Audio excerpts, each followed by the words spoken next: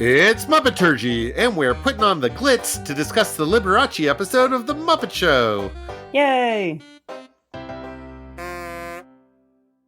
Hey everyone, welcome back. So glad you're here. I'm David Levy. Here with me today are... Michal Richardson. Christy Bauer.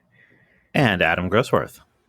I have a feeling that we have perhaps misunderstood the question.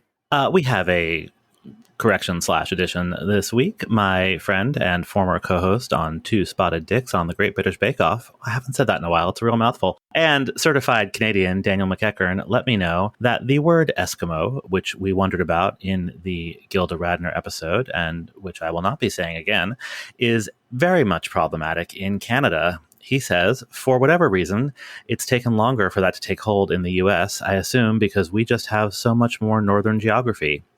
It's not used up here anymore, apart from the ignorant and outright racist. It's apparently not an outright slur like the former name of the Washington football team, more like Indian as an outdated colonial word imposed on an indigenous people. But speaking of football, the Edmonton Canadian Football League team recently changed its name to the Edmonton Elks without much complaining. So now you know. Here is a Muppet News Flash. Yep, it took us 57 episodes to figure out we should use that clip to intro this section of the podcast. We are here this week to talk about Season 3, Episode 9 of The Muppet Show, which was produced the week of April 11th, 1978, and aired in New York on October 16th, 1978, the week before last week's episode, Loretta Lynn. Still a week of the New York Times strike. So once again, working with the Chicago Tribune via ultimate70s.com. It's not a big, exciting news week, but there are a couple of important stories that will resonate for many, many years. One of them is that the U.S. Supreme Court has let stand a lower court decision that several Skokie, Illinois ordinances, which would have prevented a Nazi march in the suburb, are unconstitutional. The lower federal court had held that the ordinances violated the Nazis' First Amendment right to free speech. On a happier note, I am so excited. Ready!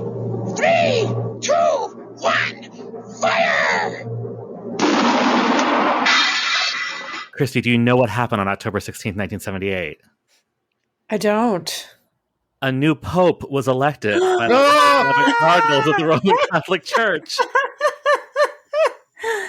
White smoke billowing from a metal flue above the roof of the Sistine Chapel signaled the election of Karol Wojtyła, Archbishop of Krakow, Poland. The new pope is the first non-Italian elected to the office in 455 years. He immediately took the name John Paul II. Oh, that guy. Yeah, he was pope for a long time. Well, we can resume saying still no pope for some decades. Yeah, I mean, that's it. It's the only one we're getting for the run of the Muppet Show. But still, we got one. Mazel tov. I'm so delighted. On the Cashbox Pop Charts, the number one song is Kiss You All Over by Exile. I don't like not that. familiar with that song. Nope, me neither. I know it. I enjoy it. I know it now. I have listened to it since looking this up and recording tonight. And yeah, it's pretty good. We'll put it in the show notes. I had a good time. And the number one album is, say it with me, Grease. Still the word. On television. All right, we are not a Little House on the Prairie podcast, but we're getting there. Not yet. We're getting so close.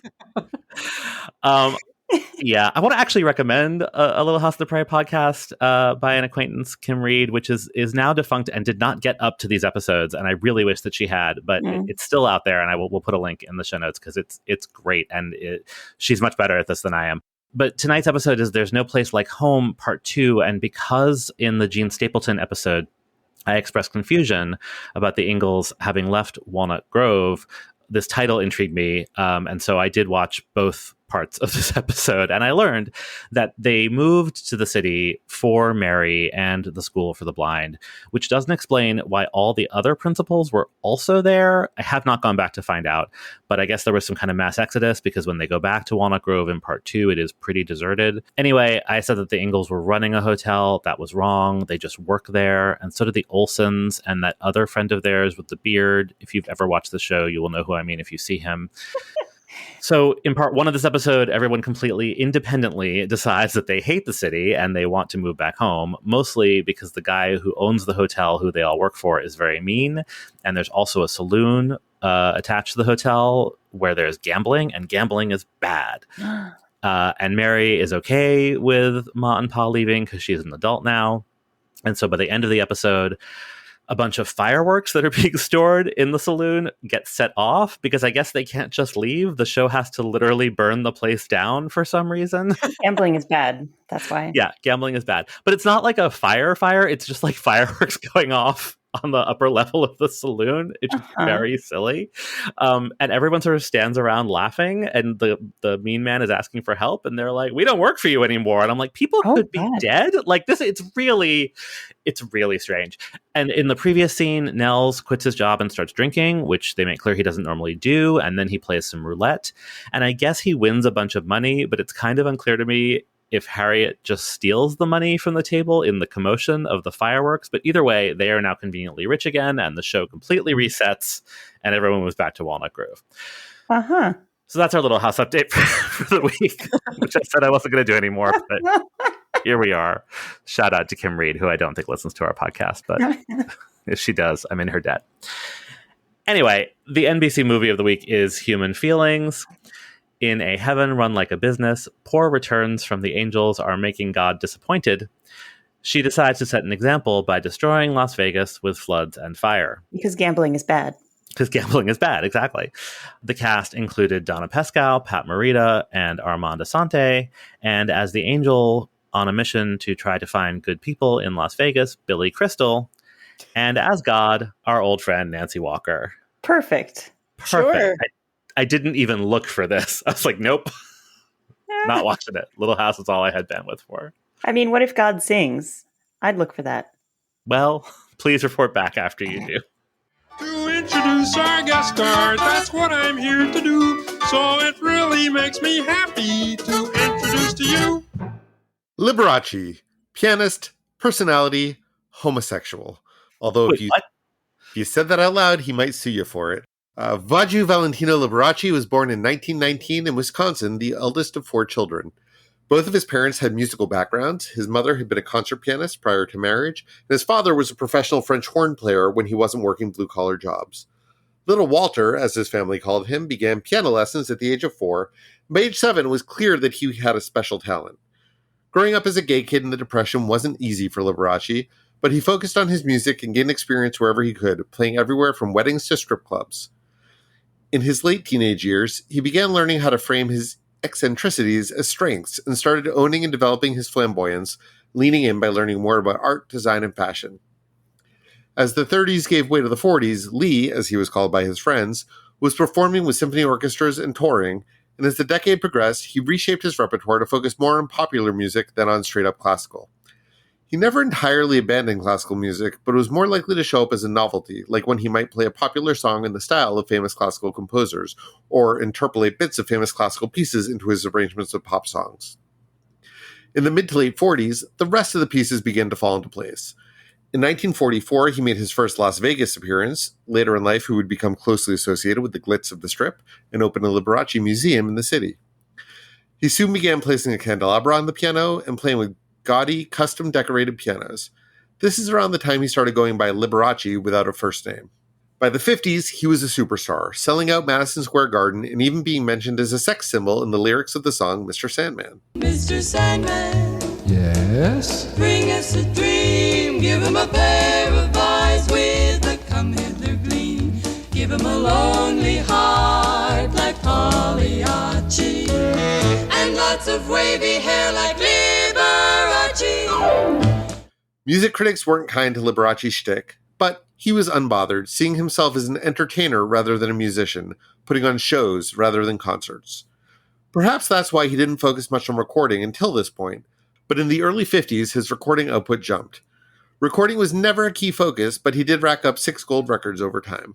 He spent the early 50s also working his way up the TV food chain, from a local Los Angeles show to a national summer replacement show to a nationally syndicated show that hit big in 1953.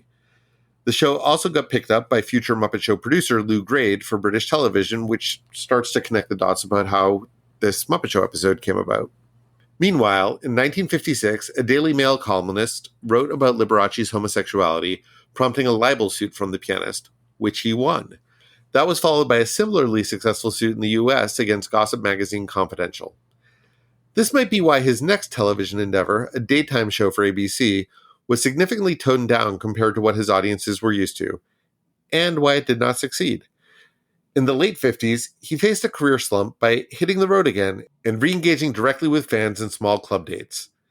A near-death experience in the early 60s inspired him to up the fabulousness of his act once again and return to Vegas with gaudier costumes, bigger production numbers, and even special effects. In 1982, Liberace's former chauffeur, Scott Thorson, sued for $113 million in palimony, alleging he had been Lee's lover for 5 years. This was dramatized in the HBO TV movie Beyond the Candelabra, which I think is worth watching.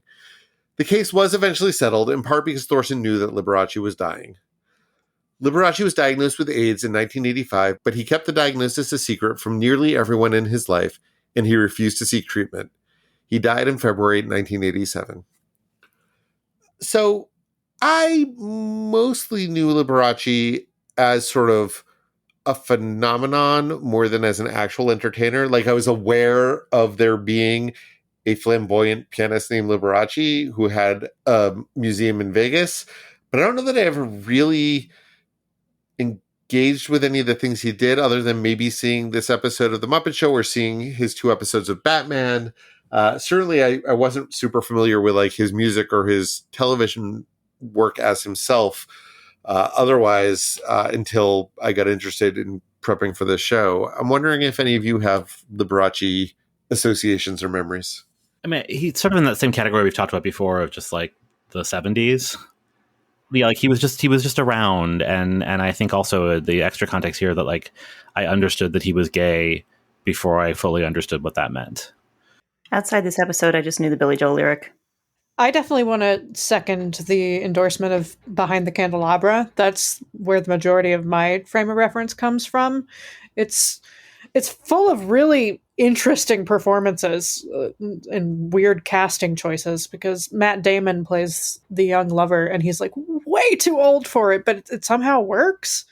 And Michael Douglas plays Liberace, right? Yeah. Good. Huh. Yeah, I also liked it.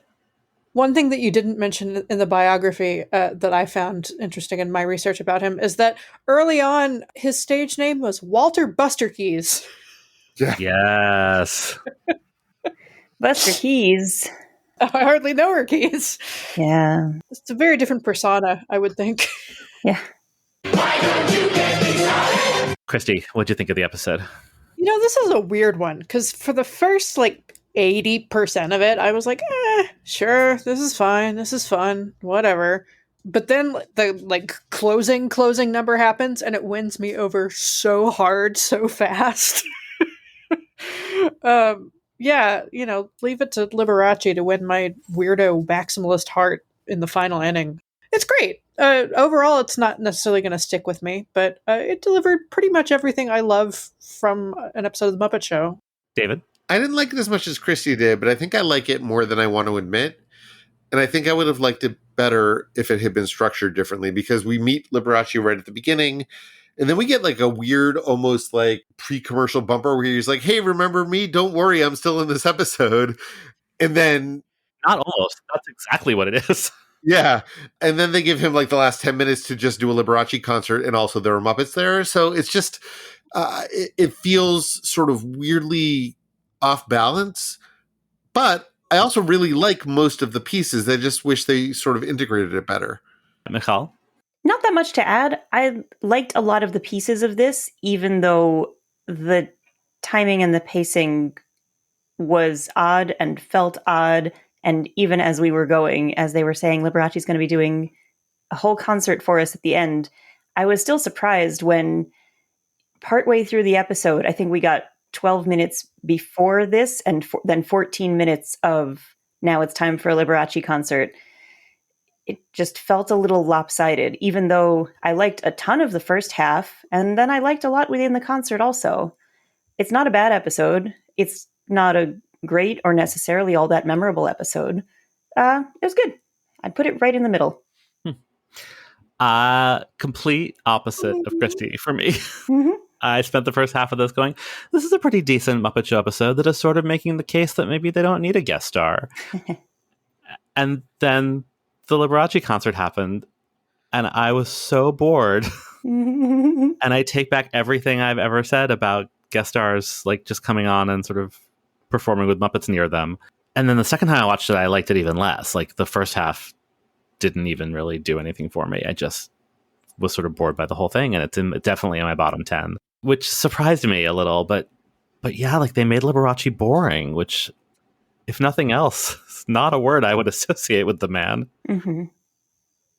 But yeah, I'm curious if there was a scheduling issue, like if they only had him for one day or something. What they had him do felt like a thing they could have easily shot quickly. Yeah. Well, this was an episode directed by Phil Casson, who is sort of like the alternate director, who tends to be more experimental or adventurous with the things he does with the show. And I wonder if this was like a purposeful experiment of like, let's see if we break the format this way, how it works. And it turns out it doesn't, but they went to see if they could. And it makes sense. I mean, the format makes sense for who he is. Like the conceit of how they're doing the show within the show makes total sense for who he is.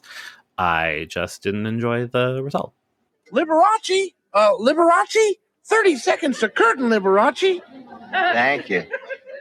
Scooter, for years I've had piano-shaped finger rings and piano-shaped swimming pools. Oh, I know that. Well, I want to thank the Muppets for making my life complete. I now have a piano-shaped house pet. Whoa. It wants to be walked. Or tuned.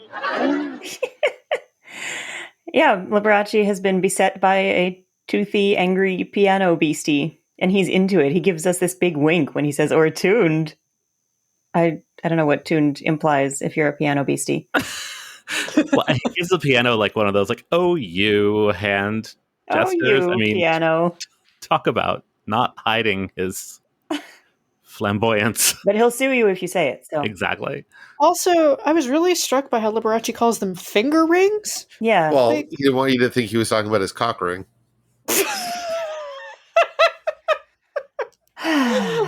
Yeah, okay. So Statler and Waldorf are just trying to get on our bad side.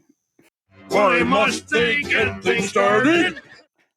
I know that this has already been the case in previous cuts to Statler and Waldorf, but it feels like they're doing it deliberately now. Either they don't have a scratch track to sing to, or it seems like they must have one and they're just deliberately disregarding it.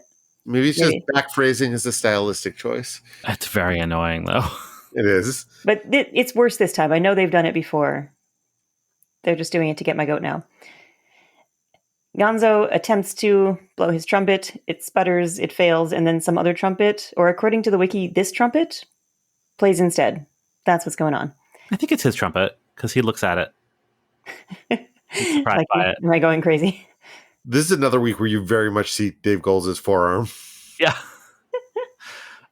You're not going crazy. It's not entirely clear, but my read on it was the sound comes out of the trumpet while he's holding it. Yeah, that makes sense. I thought it was one thing. The wiki told me another. Yeah, it could easily be either one. Yeah. Let's go backstage. Muppet Show backstage. This week, we're keeping it classy, or at least we're keeping it to the Muppet Show's definition of classy. There are chandeliers hanging backstage. The bird-headed dancers from London's Royal Ballet are coming back. And also, there's Gladys the Canteen Lady serving a fried egg with her bare hand. Keeping it classy. So many plates just right there. That's what the chef just puts it in her hand. Yeah, I know. I did like that. First of all, we see the canteen from a different angle, and I feel like it gives us a slightly better idea of how it fits into the theater. And I like that this begins sort of like a 3-sketch arc or a 2.5 sketch arc where the things that happen here will then affect what happens in the Swedish Chef sketch, which then affects what happens in Veterinarian's Hospital. So again, like a little bit experimental with the form and the format, even if it feels a little lopsided. Mm-hmm. Yeah, it gives us some answers. Okay. It's not to harp on the plate thing. Gladys puts the egg on the counter in front of Floyd, but Floyd has a plate right in front of them. That was the part that It's like, wait, what? Why? And then she does this cute, like, wiping her hand off on her apron. Yeah, I like that. I also like that the Swedish chef was smart enough to put the egg into Gladys's hand yolk side down so that when then Gladys flipped it over onto the counter, it would be yolk side up. Oh. Yeah, whatever yolk didn't get mushed into her palm. Right. Ugh. Ugh. This is a squishy episode. Did they make Gladys more gross? Nope. Hands full of egg. Ugh. Speaking of the canteen, that is where we start the episode this week. Excuse me down there for a second. I'd like all of you to be on your best behavior tonight because we have a real artist on the show, Liberace.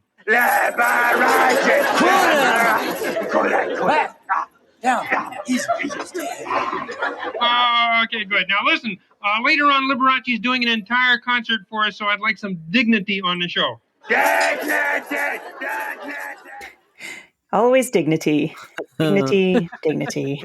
This is the one part of the episode I really liked. And as David mentioned, we now have an answer. We were wondering a few weeks ago where the canteen was, and we now know with some decent certainty. And also this is the Philip Casson touch, I feel. So this scene happens on like an upper level. There's stairs down to the canteen, and Kermit is like on the landing up above, and then Scooter tells Kermit he's late for his entrance, and he runs out the door, and we see him run through the regular backstage set from camera left to camera right and onto the stage. And on the way, he has an amazing pratfall and then stands up and it's like, dignity, dignity, and then runs on stage. So the canteen is further off stage right and downstairs from the regular backstage set. Question answered, and also just a really cool sequence. Yeah. Mystery solved. Meanwhile, over the course of this episode, Liberace is preparing for his big concert. He's doing a concert dedicated to all the birds, or it's a concert for the birds. You be the judge. He's auditioning birds in his dressing room. So yes. Is there a casting couch thing going on? Is that the implication here? I mean, so in the first of two scenes involving this audition process, which, let's be clear, is taking place during the show. Yeah, that's when he pops in to say, hey, it's a teaser, I'm still here. He pops in to say, we're almost there, I'm down to 10 finalists. He's But, like, going to be there on in are a other- handful of minutes, and he has 10 finalists. There are other acts happening on stage while these auditions are going on.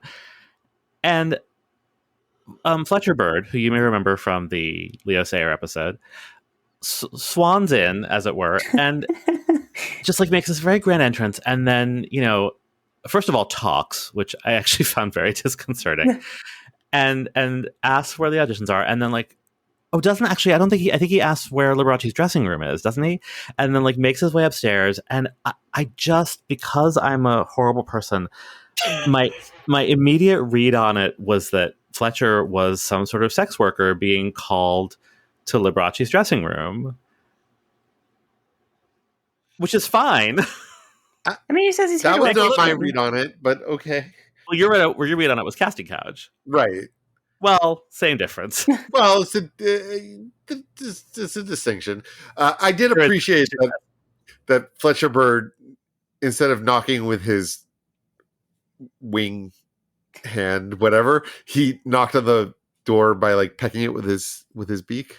Yes, and then like shook his butt. Does this little shimmy before it goes into the dressing room. Yeah, well, he is a dancer. Yeah, a lot going on with Fletcher. He does have a We're the Dancers vibe when he goes up. He also had like a whole like special credit at the end in the credits, which I assume was just a contractual thing because it included the fact that he was performing, that Graham Fletcher, the human, was performing by permission of the Royal Opera House. So that must have just been contractual, but it really stuck out. So, and okay, Fletcher, you go. Somebody must have retyped some of the credits for this because Don Celine's name was misspelled as Don Shalin. Chris, I have no idea how any of that worked back in the day. I don't know. Yeah, I mean, I don't know how people did things before there were computers. Right? Just like technologically, how did the credits work? I have no idea. Credits, what are they? Who types them? It's a mystery. I mean, I could research, but I won't. I might, but not right now. Okay. So Gonzo hears about this audition for the birds. He is determined to get his chickens in on the act. When he hears that his chickens are never going to get there, he says, "What about me?" It's a little surprising, but here we go. I'm telling you, he's gotta see my chickens. Liberace ain't using no chickens in his concert. Oh, then maybe he'll see me. He's only seeing birds. I'm a bird? Yeah, I'm a turkey. You're not a real turkey. Are you kidding? Have you seen my acts? Hey, Lee, I got this real turkey to see you. Okay, so that was the debut of Steve Whitmire on The Muppet Show, or pretty much his speaking debut. His speaking debut, with the exception of a line for a penguin last week. But it's his speaking debut. He is debating with Gonzo whether Gonzo is a turkey, and he's using the exact same voice that he uses for the Christmas turkey in the 1987 special Muppet Family Christmas, universally acknowledged to be the pinnacle of human achievement. In that special, Steve Whitmire, as the turkey, instigates a fight with Gonzo, and also instigates debates about who is or is not the Christmas turkey. He also nearly dooms Big Bird to being murdered by the Swedish chef. It's wholesome family fun, pinnacle of human achievement. I stand by what I said. And as the turkey, he sounds like the bodyguard who is debating whether Gonzo is or is not a turkey. Let's hear a clip from Muppet Family Christmas. I tell you, Chicken Little, you're my kind of poultry. Camilla, what's going on here? Ooh, you got some drumsticks there, my fine feathered mama. But Camilla's my girlfriend. You gotta be kidding. You're not even a bird. Well, nobody's perfect. Come on, Ninny Penny. Let's me and you go out to the farmyard for a little friendly scratching and squawking. All right. I mean, Steve Whitmire basically has a voice, and that's the same voice when he's Rizzo, when he's Bean Bunny. I mean, fortunately, it's not his voice for Kermit. No. Well, yeah. But I'm just getting Rizzo out of that. It's really the content that I find disturbing more than the voice. I mean, yes. And also, I mean, if you haven't watched Muppet Family Christmas, like, pause this podcast, cancel your plans, go watch it this instant. I don't even watch Christmas stuff, and I am 100% serious. And then tell me if that doesn't sound like fun to you. We'll put a link in the show notes because it is not available to stream officially.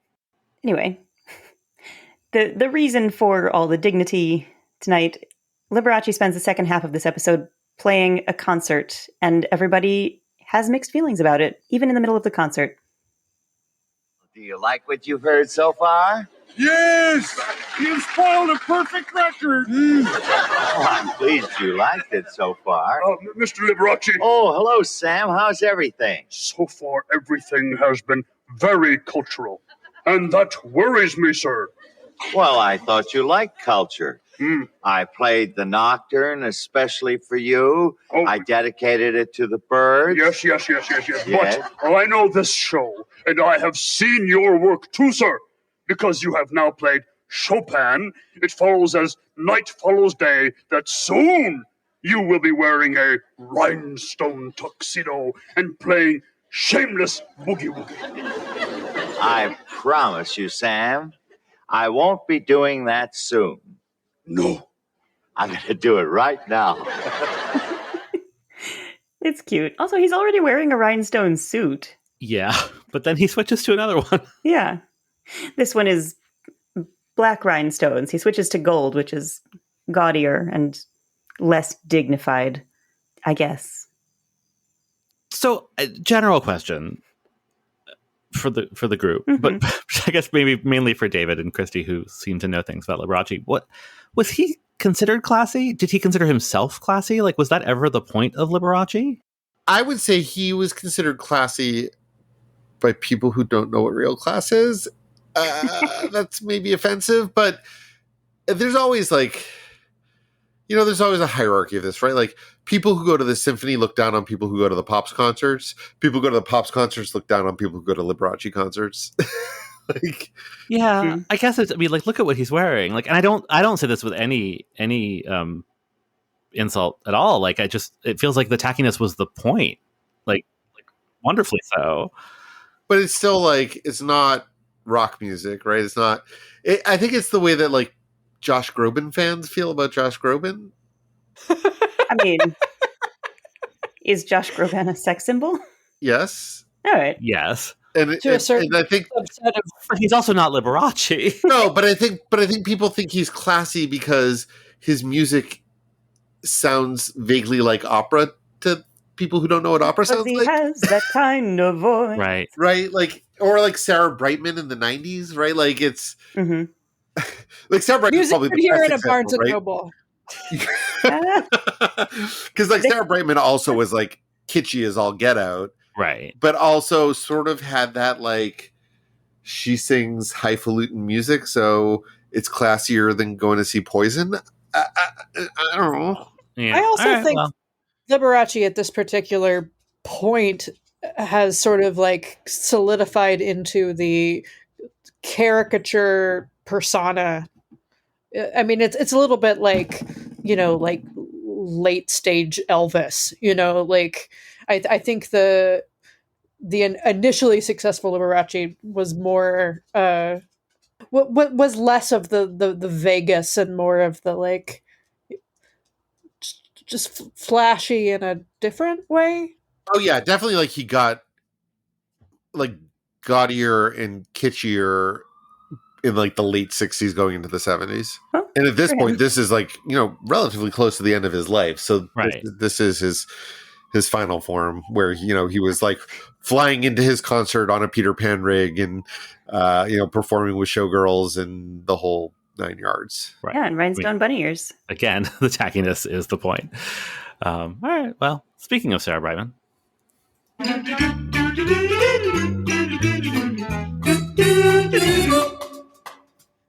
I don't even know. Was Sarah Brightman voice of the Snooths? Yes. No, there's like 4 Phantom of the Opera references in our outline. So it just seemed. Anyway. Also, having encountered Sarah Brightman face to face once in my life, she sort of has terrifying Muppet eyes that are really very does. Snoth reminiscent. So, it's not entirely off base. So we got a real mixed bag to talk about this week. We start in Greece? ? Is this actually the same set from Tico Tico redressed? It might be. Maybe, but redressed enough that it convinced me. I know, totally. I only just thought of that. I want to play Kermit's intro first because given the Liberace of it all, I went to some places when I heard this. Right now, I'd like you to close your eyes and think of exotic Greek dancers, because if you open them, you'll see this. I don't think they meant anything by that, but like, just context, you guys. I mean, it's a great line. It's in terrible taste, and it's a great line. Yeah. It's fine. Anyway, let's hear the song. Oh, you can kiss me on a Monday. A Monday is very, very good. Oh, you can kiss me on a Tuesday. In fact, I wish you would. Ah, you can kiss me on a Wednesday, a Thursday, a Friday, a Saturday is best. Never on a Sunday, that's my favorite. So this is Never on a Sunday, which is from a movie of the same name, a Greek movie. And if you're playing the Muppeturgy drinking game, it's a song that won the Best Song Oscar in 1960. Ooh, drink twice. Yeah, we've got several of the drinking game things in the music section this week. It was written by Manos Hatzidakis, who, according to GreekReporter.com, was one of Greece's greatest composers, maybe Greece's greatest composer. And, quote, his music can also easily be described as the soundtrack of 20th century Greece. His loss on June 15th, 1994, deprived Greek music of one of its 2 main musical ambassadors, end quote. And it was sung by the star of the movie, Melina Mercouri, who won Best Actress at Cannes for the movie and was nominated for an Oscar. And fun fact, she was later Greece's first female minister of culture and sports. Okay. Yeah. And the plot of the movie is sort of interesting. She played a character named Ilya, who was according to Wikipedia, a self-employed, a free-spirited prostitute who lives in the port of Piraeus in Greece, and she meets Homer, an American tourist and classical scholar who is enamored of all things Greek. And he feels that her lifestyle typifies the degradation of Greek classical culture, and he attempts to steer her onto the path of morality, while Ilya attempts to relax him. And Wiki calls this a variation on Pygmalion? Sure. Okay. This film was made into a Broadway musical in 1967 under the title Ilya Darling, which Mercury also starred in. And it's one of the early examples of a film being made into a musical, but they retained the hit song from the film in the score to the show. It was not enough, however, to make it a success. People found it sort of boring and dreary. It did not last very long, although it did get nominated for a bunch of Tonys and did produce a tour. So it's largely forgotten today, but made a little bit of a impact despite not being successful. Should we talk about when they speak Greek in the middle of it? I mean, should we explain the scenario? I just want to talk about Frank Oz being horny piggy because it's great. I love it. I mean, yeah. Also, the lyric, you can kiss me on a bleak, or you can make it even better. You can make it on a bleak day, a freak day, or a weekday. Be my guest, but never on a Sunday. The one day I need a little rest. And there are freak days. Yeah. I mean, just for the time, that's a striking lyric. Yeah. I like it. It is. So it's Miss Piggy throwing herself at a bunch of pigs and telling them what days they can and cannot kiss her. And then they proceed to do some, I'm not going to say Greek dancing, something inspired by Greek dancing. They smash some plates, they yell some words. Yeah, let's hear some of those words. Hey, Zorba! Mykonos! Hummus! Iraklion! Hey! Baklava! Hey! Resina!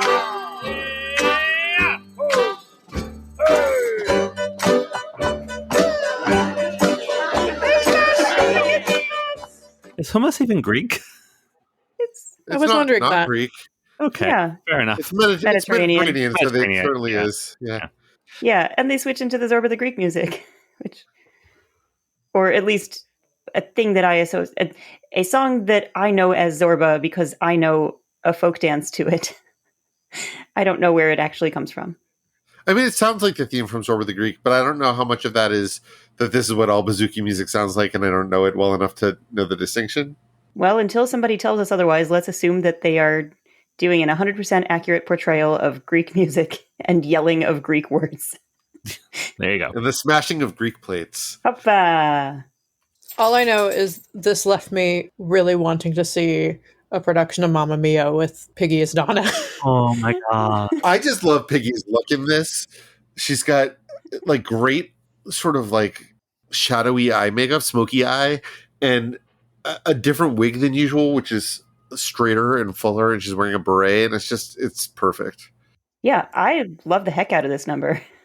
Also, we see at least one chicken wearing a black shawl, like a Greek widow, which I love. It's a good time. Greek music, very appropriate for the pigs. The pigs are from Greece? The pigs are greasy. Still the word. Always the word. So, in our UK spot, Piggy makes a genre pivot, let's just say. I want to sing in opera. I've got that kind of voice. I'd always sing in opera if I could have my choice.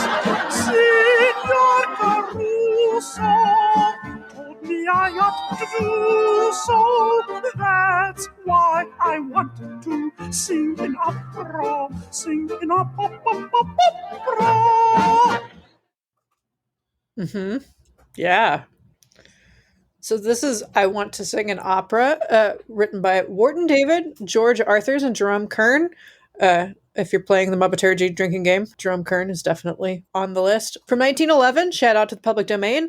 And it's a song that was added to the Broadway production of Leo Thal's operetta, The Siren.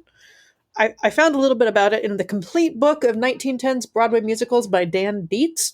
Apparently, Leo Fall's original version of The Siren opened in Vienna in January 1911, and then, as was pretty standard during the era, it opened on Broadway in August of that same year, with 4 songs added by American songwriters, including this one. And the plot of it is pretty wild. The main character is Armand the Marquis de Ravaillac, who has been writing insulting anonymous letters to the emperor, because of course he is.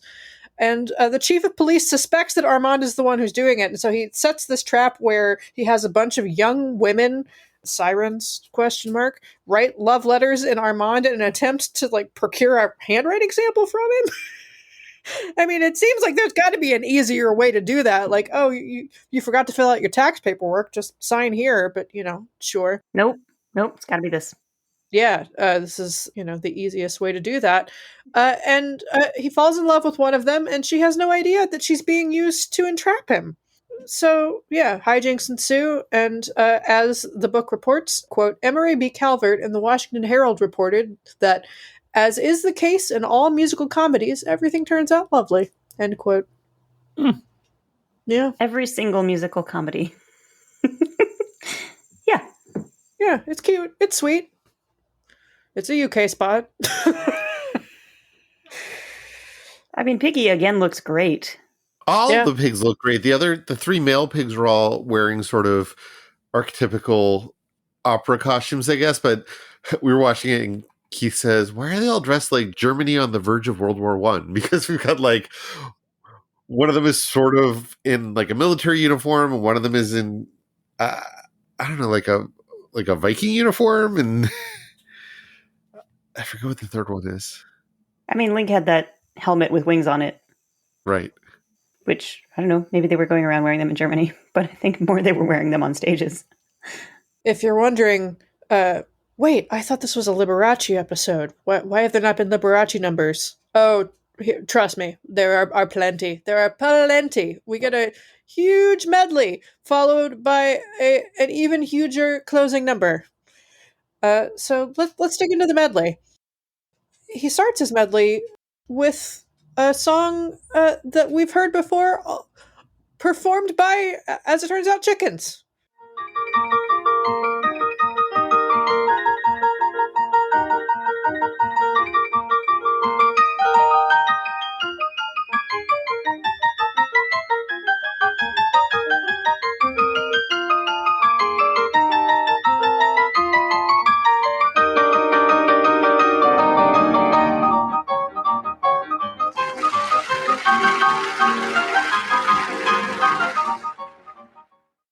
So yeah, this is Chopsticks initially, which we've talked about already because it was played by the chickens in the Bernadette Peters episode. And refresher on that, the fun fact about it was written in 1877 by a teenage girl named Euphemia Allen, and it was her only published composition, which is a less fun fact, but there you have it. And he folds in Franz Liszt's Hungarian Rhapsody No. 2 from 1847, a lot of the public domain in this episode, we should say. And if that sounds familiar, it's a piece that was used a lot in old cartoons. The first appearance of it was in the 1929 Mickey Mouse short, The Opry House. But more recently, it was part of the Donald Daffy Duck dueling pianos performance in Who Framed Roger Rabbit. Yeah, that's my association with it. I pictured Daffy Duck with just his mouth leaning out of a piano saying, "This means war," when I hear this piece. And it's sort of fun to note that Franz Liszt was sort of the Liberace of his time. He had rabid fans, and the phenomenon was actually termed Listomania at a time when that kind of rock star fandom and adulation was unheard of. There's actually a movie that I have not seen called Listomania, a Ken Russell movie starring Roger Daltrey of The Who. Sounds like your kind of movie. Yeah, it's kind of shocking that I haven't seen it, really. We get something a little newer and a little bluer in the next part of the medley.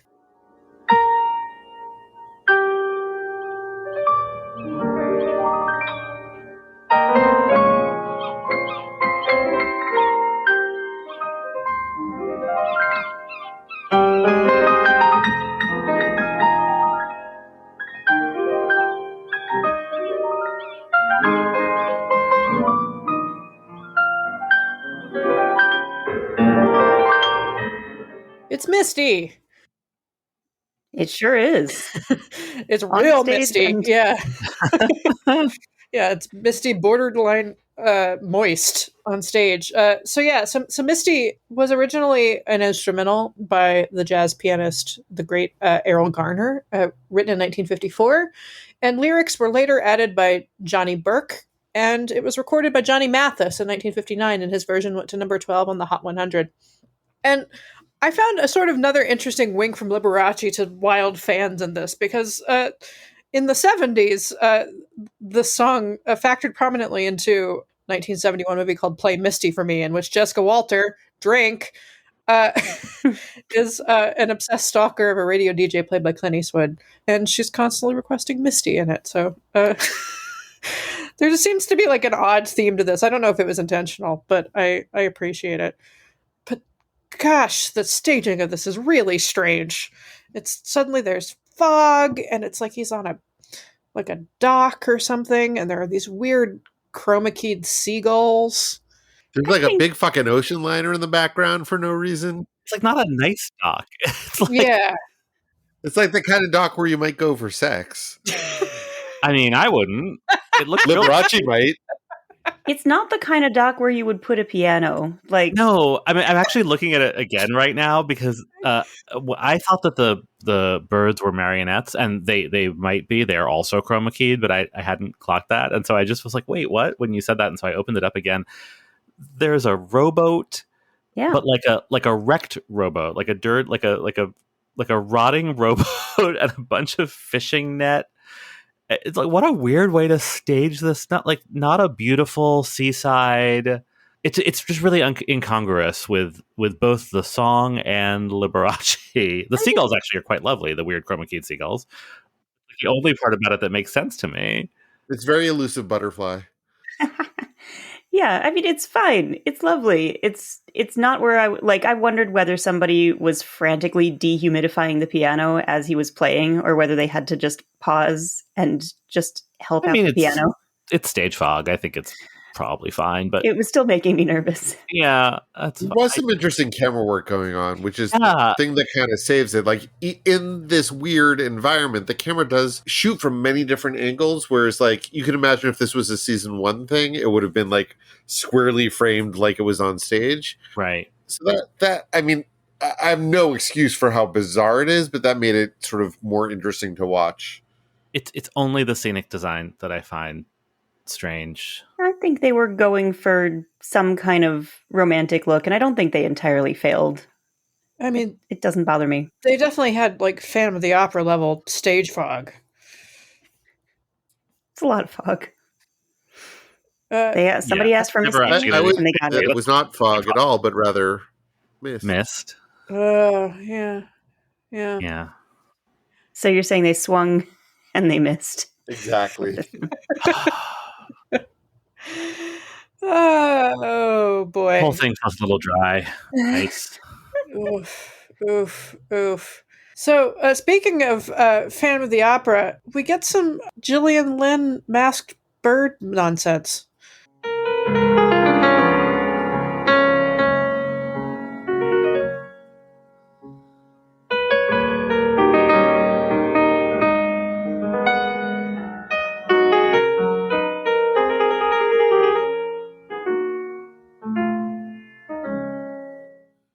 It's Chopin's Nocturne Number 5. A little bit of Nocturne in my life. There you go. Thank you. I was grasping for it. I was like, the Lou Bega joke is right there. We just gotta.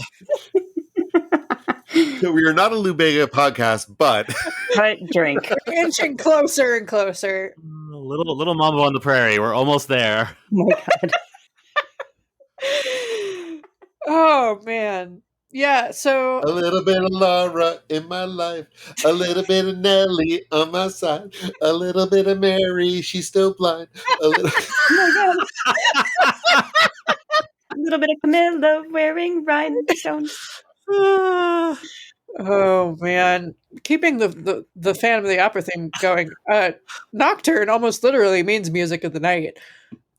It is a musical piece meant to evoke the night. Nocturne Number 5 in F sharp major, Opus 15 Number 2 by Frédéric Chopin, 1830. Yeah.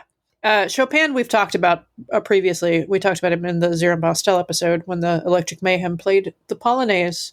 And he was a frenemy of Liszt's, so that's sort of interesting. Anyway, this was a horrific nightmare of a number, wasn't it? I mean, it's just the damn birds. Like, are they still surprising you that they're... That first one really did, yeah. So these are those same dancers from the Leo Sayer episode with the human bodies in evening wear and the bird heads. And the first one we see has like a very spherical bird head and then this shiny black beak that really looks like an Eyes Wide Shut kind of mask situation. Like it just doesn't seem to have any relationship to the rest of it. And so it looks like a creepy mask. Some of them are quite beautiful, actually. But that was the very first one that we saw. And I just did not like it. And they also move in a much more stylized bird-like way in this than I think they did in Leo Sayer. Or maybe I've just blocked out the Leo Sayer, which is also entirely possible. Well, in Leo Sayer, they're doing disco, so it's a lot more fun. And yet you can still tell that they're doing the same choreography by the same choreographer. It's really, I mean, I don't want to say that she has a limited repertoire because, like, this is the woman who also did Cats, which is, like, legitimately some of the hardest and most athletic choreography, like, in Broadway history, which is not this. No. And, yeah, like, if this reminded me so much of Masquerade from Phantom of the Opera that I made a little video, which we'll put in the show notes. It's a masterpiece. Thank you so much. It took me all of 2 minutes, but they're just kind of like pointing and bouncing, and it's so boring. Yeah. Yeah. It does feel like her demo reel for Cats. Look, I can do people dressed like animals, and they dance kind of like people, but kind of like the animal. I guess. But Cats is like so intense and balletic, and I don't know. I don't want to. I'm not here to defend Cats, but this is not. Gillian Lynne has done some amazing work. So every time he dedicates this performance to all the birds, I think of just play this clip. I feel like we should at least say that this is Celine Dion. Celine Dion. If I may, I would love to dedicate this next song to all the parents and children of the world. Literally everybody. To all the birds I've loved before. And as we've established, he loves him some birds. Yep. So I want to clarify that the thing that I loved in this was not the medley, okay? It was the thing that follows the medley, caps off the medley. It's the very last thing. It's this is what I love. Now if you run into an 8-foot 2, feathered and fine, lovely wings, all those things. Bet your life that bird is mine. Could she bill, could she coo? Could she cockle-doodle-doo? Has anybody seen our bird?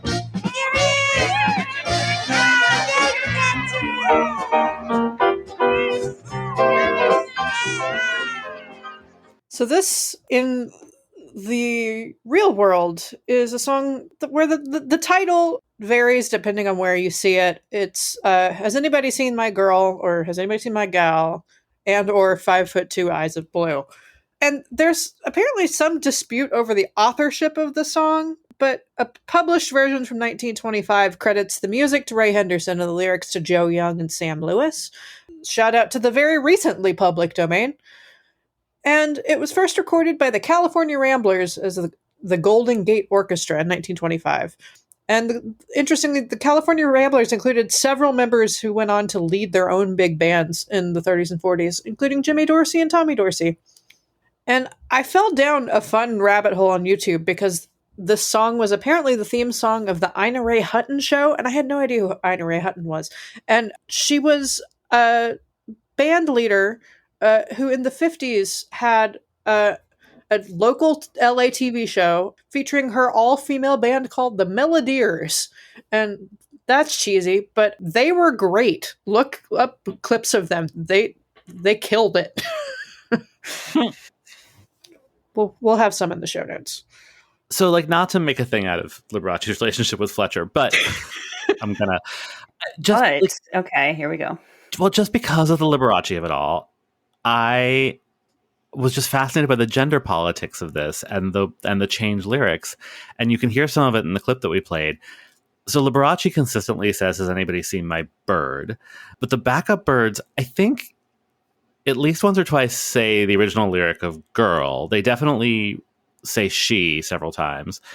But then Fletcher arrives, and someone clearly says, "There he is." And Fletcher has also been like clearly coded as male, and we've heard him speak with Steve Whitmer's voice. And I realized that "my bird" doesn't like have the same meaning as "my girl" in this context, but I still found it super weird coming from somebody, you know, who was like both like so flamboyantly obviously gay and would sue you if you said so. Like the choice to pair him with this Muppet, I just found an interesting one. Yeah. I mean, when they say "there he is," I actually thought that was referring to Liberace getting up to dance.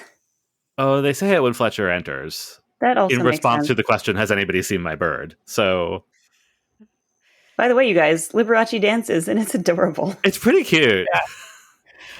It's weird because he's so stiff for so much of the episode, and like when he's talking, like he doesn't.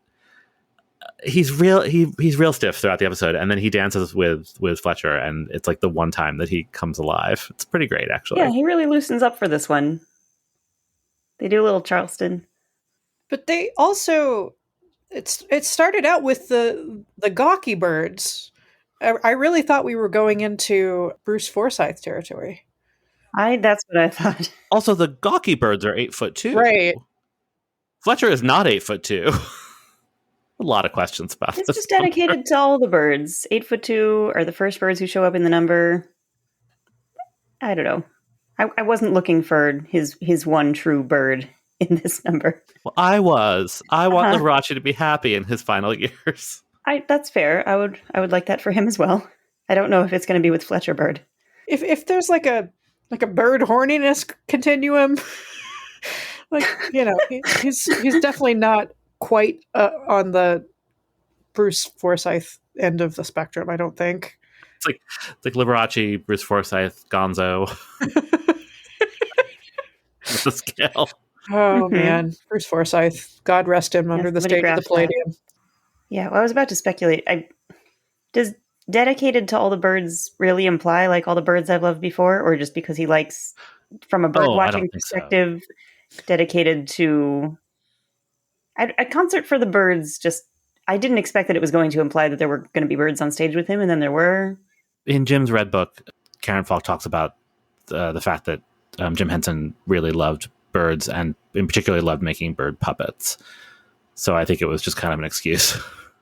I'm sure there's something about the flamboyance of birds and the flamboyance of Liberace. Birds of a feather, Charleston together. I joked in our Slack that the Yiddish derogatory word for homosexual is the same as the Yiddish word for a little bird. And I wonder if there was some kind of subtle coding here. But given how overwhelmingly goyish the Muppet Show is, I don't think that's going on. I mean, except that we have actually talked about how weirdly Jewish the Muppet Show can be. At times, I guess. But also on a scale from goyish to not. Yeah. It's mostly goyish. I don't think anyone's doing that. Gonna have to think of the Hamish equivalent. Never mind that jazz! Listen, turkey! What? And get out of show business? So let's talk about the Muppet News Flash first. Work was started today on the remodeling of the Muppet News studio, and it is said that Guess what comes in like a wrecking ball? It's a wrecking ball. That's the all-time Newsflash. classic Muppet News Flash. This distills everything that is good and funny about it into the shortest possible amount of time. They should all be like this. I mean, they all basically are. Yeah, but this one does it better. Today, hats are falling on everybody, and then hats fall. That's the news flash. I think what makes this one better is that it's a plausible event. That you'd be reporting on the news out of your studio as it's being demolished. Well, that renovations are starting on the studio is a more plausible thing than hats are falling out of the sky. I suppose you would just be in a different studio that's not being remodeled. Anyway, let's talk about the other show business sketch. Whatever we might want to call it. It starts out as an ordinary Swedish Chef sketch and then takes a turn for the vetter and goes to the dogs. The Swedish Chef is demonstrating how to percolate coffee and then discovers that he has a coffee pot growing out of his head, whereupon the veterinarian's hospital staff just wander in to investigate, and it turns into a vet's hospital sketch. Wow, Dr. Bob, what's wrong with this man? Oh, I think he has an advanced case of ingrown coffee pot. Is it rare? Yes, usually it's found in hedgehogs. In hedgehogs? Surely you've heard of porcupines. On the other hand, pigs also suffer from it. Pigs? Yes, haven't you heard of porculators? Yep. These are the jokes, folks. I thought this was funny and charming. I don't know what your attitude's about. Yeah, I thought this was great. What are you talking about? I didn't mean that to demean the sketch. This was in the first half of the episode that I found delightful and madcap and just bizarre. And that was before we got to the Liberace business. When I say these are the jokes, I mean these are the jokes that are written to entertain me, and I'm entertained. I would be remiss if I didn't point out that when the chef first starts percolating the coffee outside of his head, he's singing in mock Swedish a tiny snippet of the Gershwin's I Got Rhythm. And then he manages to flip a plate of stuff into the air. Relatable. Yep. I learned what a percolator is. I knew it was a coffee maker, but I never actually knew the specifics before, and I won't explain it here, but now I do. But now you understand that's the one science. version of a percolator. That by the 70s, I think most people had the kind that looked just like a big metal urn, and everything happened on the inside, and you didn't see it. Yeah, that was actually what made me look it up. Was that I was confused by the device, and I'm actually still not sure how accurate the prop is. I think the prop is more for dramatic effect. But yeah, now I understand what the process is, and none of the pictures on Wikipedia looked like that. Although I bet you could find a percolator that looks like that in a Brooklyn coffee shop without. It does make sense, for how it works, that it could look like that. I found the percolator in his head deeply disturbing. I mean, also, it was sitting on, I guess, what was supposed to be the flesh of his head. It was embedded into his skull. Yeah. Yeah. It was not okay. Skulls? Well, you know what I mean. I mean, Dead Tom does, but otherwise? Gonzo does. Oh, right. So I'm going to go with yes. I brought that up just to bother you. Yeah, this was a fun sketch until you mentioned that. Finally, we've seen him do a good show. Good. Can we please stop coming now? No. So usually this is when I ask for final thoughts, but I have a final thought, which is I think the way that they allow Statler and Waldorf to like Liberace feels like a cheat. And I don't care for it. I think it's dishonest to the characters. I don't know why Liberace, of all their guests, is the one that gets that particular honor. It left me with a bad taste. Does anyone else have final thoughts? Wait, you don't think that famously bisexual Statler and Waldorf are enjoying Liberace for the camp of it? No, I don't think they enjoy things, period. Except perhaps they enjoy exploring each other's bodies. Wow. That escalated quickly. Gonna push right past that. That's what he said. Yep. Given how bored I was by this episode, I agree with you. I don't know why they would not be equally bored. And we've established that they hate opera. So they're not going to like Biggie's number. Or the Nocturne would put them to sleep, right? Yeah, you're right. They wouldn't like any of this. Whatever the elusive butterfly of their taste is, this episode seems to have found it. It might not have landed with us, but it landed with them. Maybe they just knew how litigious Liberace was and didn't want to say anything that was going to find them on the receiving end of a lawsuit. Now I'm imagining them going to Vegas, staying at the Mirage, going to see Siegfried and Roy. They're having a good time. Seeing Celine Dion, having a song dedicated to them because they are either parents or children. To all the Statlers and all the Waldorfs and all the world. The two genders. Thanks for listening to this episode of Muppeturgy. Tune in next week to hear our discussion about the Marisa Berenson episode of The Muppet Show. You might even find out who the fuck Marisa Berenson is. You can find us on Twitter, Instagram, and Facebook at Muppeturgy or on the web at Muppeturgy.com. If you like what we're doing, please spread the word with a rating or a review wherever you get your podcasts. Our theme music was composed and performed by Christy Bauer. Our show logo was created by Todd Brian Backus, and this episode was edited by me, David Levy. I do Cats. Cats was my friend. This, sir, is no Cats. That's a timely reference. Yeah, right? So every Listeners, go Google Lloyd Benson. Oh, come on. Don't. You're fine. Our listeners know who Lloyd I can't believe you Benson just pulled the name Lloyd Benson out of your ass.